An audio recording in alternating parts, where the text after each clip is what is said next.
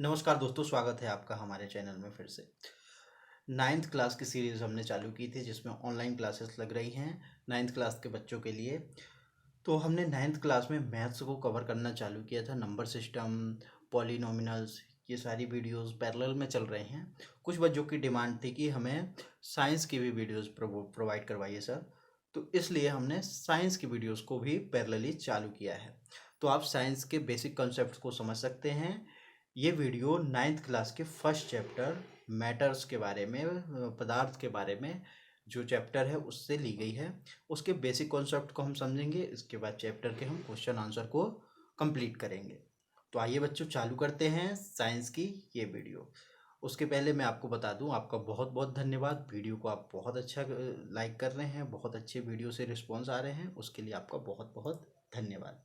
आइए देखते हैं, चैप्टर फर्स्ट को चालू करते हैं। Matters in surroundings. तो बच्चों, मैटर क्या होते हैं इसके बारे में हम समझते हैं।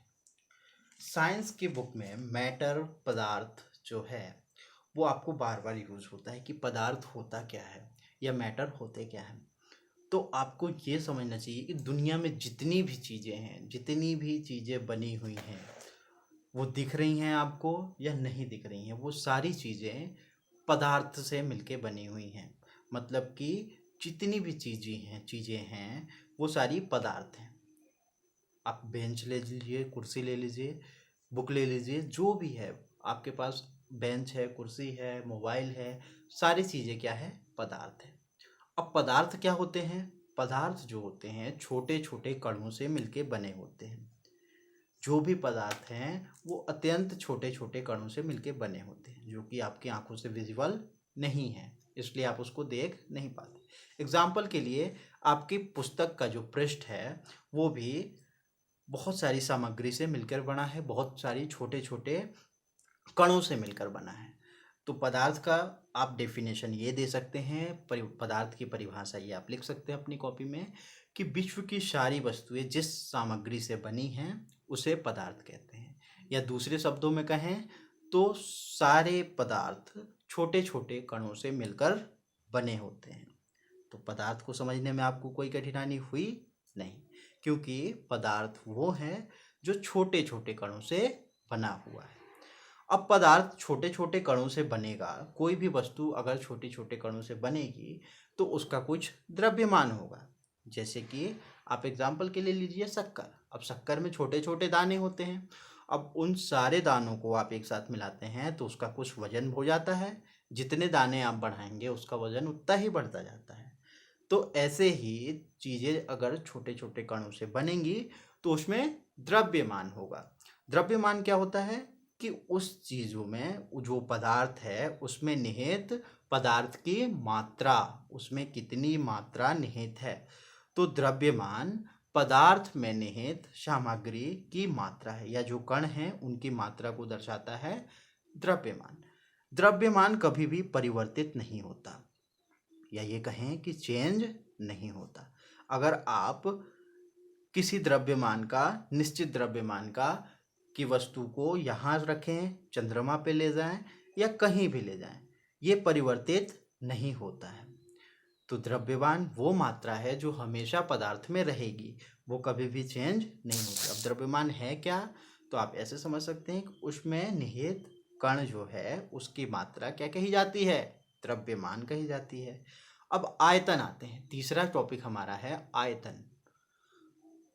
कोई भी वस्तु, जो भी वस्तु है आपके पास जो कणों से मिलकर बनी है, तो वो क्या करेगी? जगह भी कुछ घेरती है, वो अपने में कुछ जगह घेरती है। तो कोई भी वस्तु जितनी जगह घेरती है या जितनी जगह में वो आ पाती है, वो उसका क्या कहलाता है? आयतन। तो आयतन को समझना बहुत ही आसान है। द्रव्यमान के कारण वस्तुएं जगह घेरने लगती हैं, जगह जितना वो घेरती हैं वो उनका आयतन होता है। एग्जाम्पल के लिए, आपके पास पानी की टंकी है, आपका ग्लास है, जो भी है, तो ग्लास में अगर वाटर आप भरते हैं तो वो कुछ जगह घेरता है। जिस ग्लास में आप वाटर, जैसे ये आपके पास एक ग्लास है, अब इस ग्लास में आपने पानी को रखा है, तो पानी ने क्या किया? अगर आप यहाँ तक का पानी को भरते हैं तो पानी ने इतनी जगह घेरी, तो इसलिए हम कह सकते हैं कि पानी की जो आयतन है, पानी का जो वॉल्यूम है वो क्या है, इतना है, इतनी जगह घेरी हुई है पानी। तो आयतन वो होता है कि जो भी पदार्थ जितनी जगह घेरता है वो उसका आयतन होता है। आगे देखते हैं कि पदार्थ बहुत सारे कण से मिलकर बना होता है, हमने ये चर्चा की हुई है। अब आगे उसके पढ़ते हैं कि पदार्थ के जो कण होते हैं, कण से मिलकर तो बना है, लेकिन पदार्थ के जो कण हैं वो अपने में निरंतर गतिशील होते हैं, वो निरंतर गति करते रहते हैं।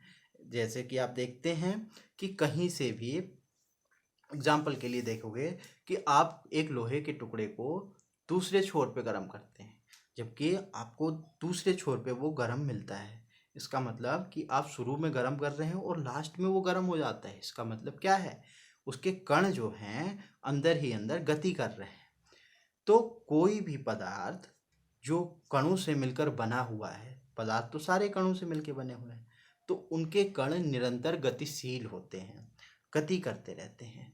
तापमान जब बढ़ा देते हैं हम तो कणों की गति और बढ़ जाती है। अर्थात जब तापमान किसी भी पदार्थ का बढ़ जाता है तो उसमें गतिज ऊर्जा भी बढ़ जाती है। गतिज ऊर्जा क्या होती है, जो उसकी गति के कारण ऊर्जा आती है वो गतिज ऊर्जा होती है। तो गति बढ़ने के साथ साथ उसकी गतिज ऊर्जा बढ़ जाएगी। और ये क्यों बढ़ेगी, क्योंकि हमने तापमान बढ़ा दिया है। इसका एग्जाम्पल आपको ऐसे समझना है, तो आप समझ सकते हैं कि जैसे ही चीज़ों को गर्म करते हैं तो उसमें हम कोई भी चीज़ को जल्दी से घोल पाते हैं। जैसे आप चाय बनाते हैं तो चाय के लिए जैसे पानी गर्म होता है तो उसमें शक्कर जल्दी घुल जाती है। तो तापमान बढ़ने के साथ साथ उसकी गतिज ऊर्जा बढ़ जाती है, उसके कण जल्दी जल्दी गति करने लगते हैं, तो काम भी हमारा जल्दी जल्दी होने लगता है।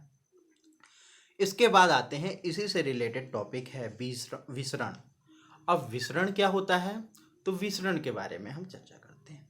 विसरण वो है जो दो पदार्थ के कण आपस में पूरी तरह से मिल जाते हैं।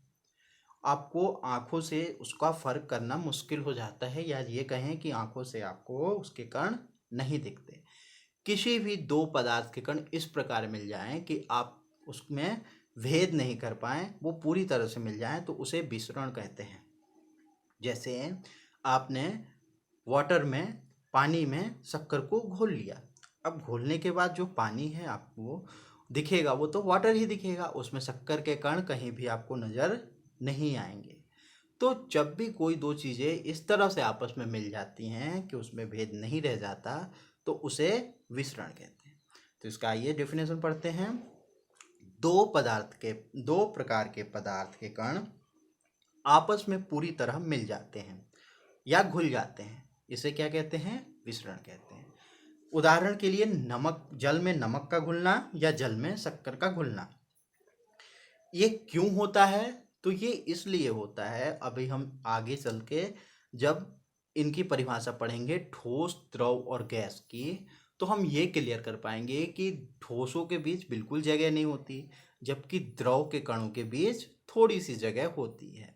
तो इसके कारण उस जगह के उस रिक्त के कारण उसमें ये कण जाके बैठ जाते हैं। उनके रिक्त स्थानों के कारण ही हम उसमें कोई चीज़ घोल पाते हैं। ऐसा इसलिए होता है कि हम द्रवों में कोई भी चीज़ को घोल पाते हैं।